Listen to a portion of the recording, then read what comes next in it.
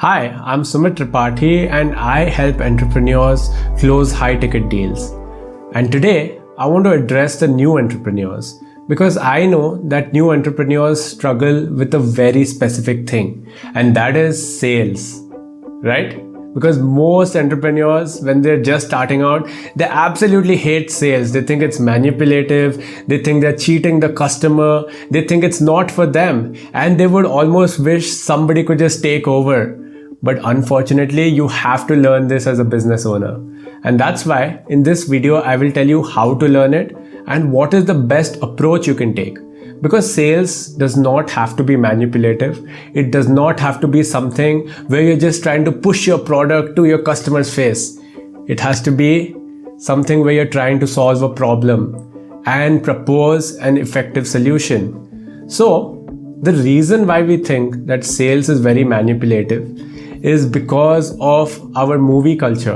In movies, you'll see the salesman walks in loud and confident and he's like, okay, Mr. Belford, what would you like to do? Yeah, I'm going to give you 48 hours. You either choose to work with us or go away. That is what happens, right, in a lot of sales movies. I don't know if you have seen Wolf of Wall Street, but that is a core example of hard selling, where they will do whatever it takes to sell. But there is another really effective method called soft selling. And I personally think as a new business owner, you definitely should avoid hard selling and focus on soft selling. I'll tell you why. So when you're hard selling, your customer will look like this, because maybe they're not satisfied with what you sold them because you tried to sell them everything. It was not customized to them. It was not personal to them. And that's why that really fails. That approach really fails. But when you do soft selling, your customer will look like this, all happy, because they understand that you're here to help, not just sell them something. Yeah? So we will now understand how to do soft selling. So first, let's understand what are the essential elements of sales. Because once you get to know that, then it'll be much easier to sell to clients. So there are 5 elements that are required for you to make any sale, for you to close any deal. So the first thing is trust. Trust is very important between you and the client. If that is not established, you will never close a single deal in your life. Then there is value. Only if your solution is valuable to them, they will spend money, because nobody likes spending money. That is the reality of life. And that's why even if you ask them for 500 rupees and your solution is not valuable, nobody is going to take that. They're going to be like, no, I'm good. I will think about it. I'll let you know. And they will ghost you. Then the third thing is affordability. So again, with affordability, it again depends on if you're pitching to the right people, right? If I'm pitching to a middle class housewife saying that, hey, I have this $50,000 course, or I have this service that can really help you, even if it can help them, they probably can't afford it. Unfortunately, the sad reality is a lot of housewives are still dependent on their husbands, and we can't do anything about that. So selling to the wrong people will really be a tragedy in your business. So you have to identify the right people. So affordability is the third thing. Then the fourth thing, which is very important, is urgency. So if it's not an urgent cause, then maybe they would come to you next year, or maybe they would never come to you, because if you have to take action, you need some urgency, right? And the last thing is decision-making power. So imagine I'm selling a course to college students, and maybe those college students have to talk to their parents first. So they don't have the final decision-making power, right? Or if maybe you're selling branding services to a manager, instead of directly talking to the CEO or the founder of the company, you're just selling it to the manager, or you're pitching it to the manager. That's completely useless. It's a waste of their time and a waste of your time. So that's why these 5 elements are very important, which is trust, value, affordability, then there is decision-making power, and what do you think is the last element? Urgency. Okay. So now that we got that straight, now let's understand what soft selling is. A great example of soft selling is Chris Do. He is really inspiring, and the way he talks to clients, wow, it's just listening to him is melody to my ears. So he doesn't manipulate, he doesn't try to pull. He always tries to either accept the client or reject the client depending on if he can solve their problem. So as a business owner, stop trying to get sales. Try to think of it in a way where you either accept or reject the offer. That is important. That mindset building is important. Fine? After that, now let's really break down sales into an acronym. So S stands for serve in sales. Then A stands for align. Align your goals with the client's goals. Then L stands for listen. Lot of people don't listen. They interrupt the client again and again and again, and the client is annoyed by then and the client just leaves. So listen. Yeah? Then E is empathize. It's very important. Take their problem and treat it like it's your own. And the other S in sales is summarize. After they tell the problems, you have to summarize. You have to ask them, okay, according to me, I think you're facing this problem. Did I miss out on anything? Would you want to add to this? And they will open up, they will feel heard. Because until the client feels heard, they will never come to you. You will never close a single deal in your life.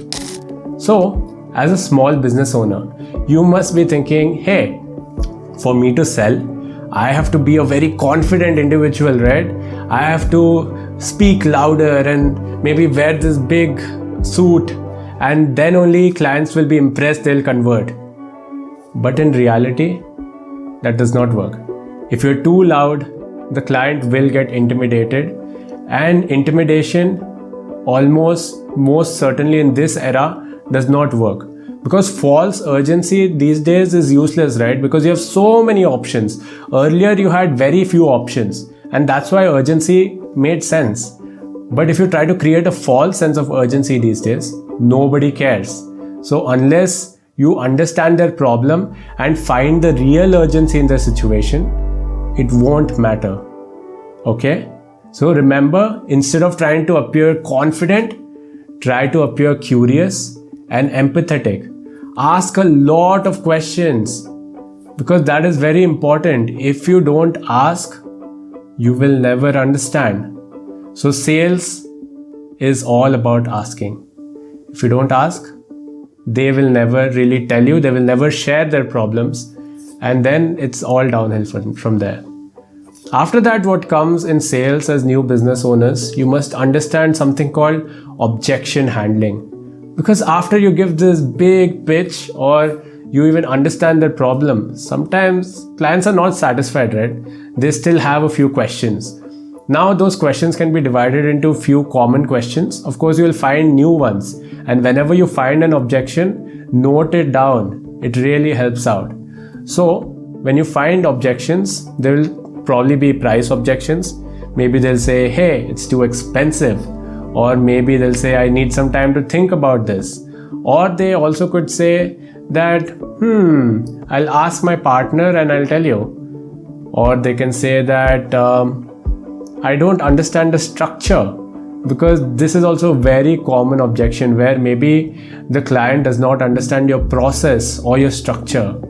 And lastly, they might say, hey, I think the timeline is too short or it's too long for me. And that's why I don't think we can work together. But over here, if you say, okay, and say bye-bye to the client, that does not work out in your favor, right?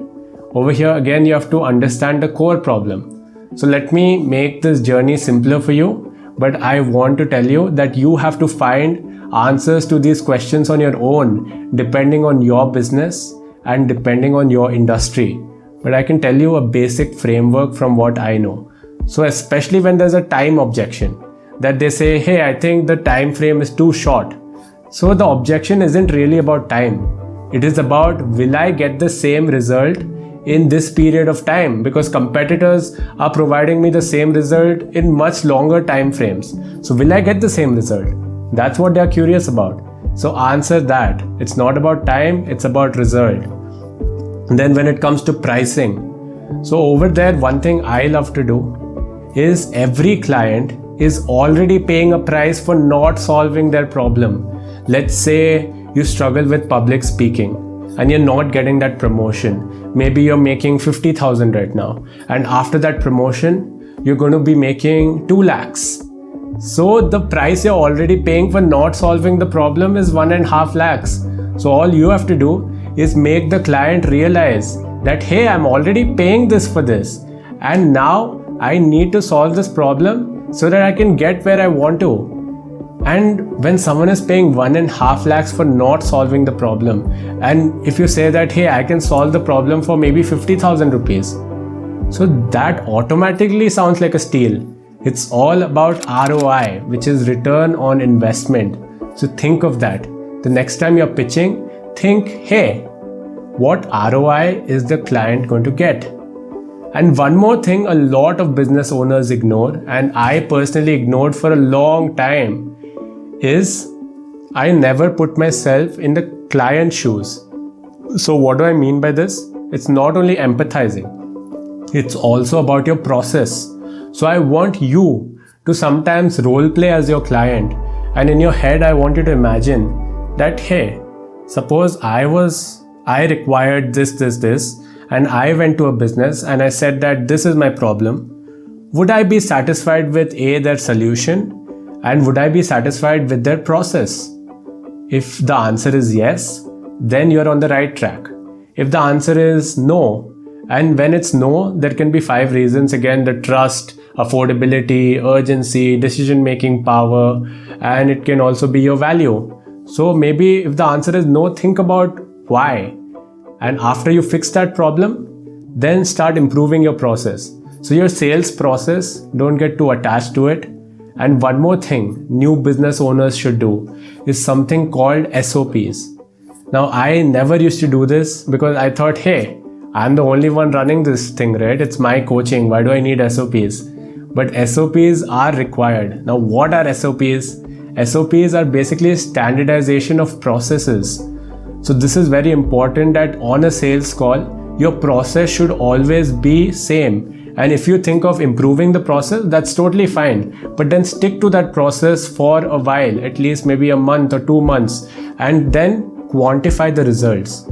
So it's very simple. Innovate, quantify, and then orchestrate. This is what runs a business. So if you think that sales is now easier or simpler for you, then I'm really happy for you. And of course, if you want to learn how to close high ticket deals, then I'm here for you to help you out with this process, because I know it can be overwhelming. A lot of people have a lot of different problems. Maybe someone feels very nervous. Maybe someone does not have the right pitch, or they don't know how to offer that value to the clients, or how to talk to them, how to answer their questions. So don't worry, I'm here to help you out. Okay? So if you want to book a call with me, I would love to have a chat with you, understand your problems, and after understanding them, I would love to help you out if I can. And if I think that I can't help you out, then I can give you alternate solutions as well. And I also have some few resources, free resources in fact, that will help you out. So I will attach one resource to this video, because as a reward for you watching this. And if you found this helpful, of course, subscribe to the channel. On this channel, we talk about few things. We talk about business owners, how they can communicate effectively, because business communication is heavily ignored. That is what we talk about. And we also talk about understanding public speaking and understanding people, because eventually business owners have to give seminars as well. So public speaking is also required. So if you're interested in these skills, then I'm here for you. And thank you for watching this video. I will see you in the next video. Thank you for your time. Bye.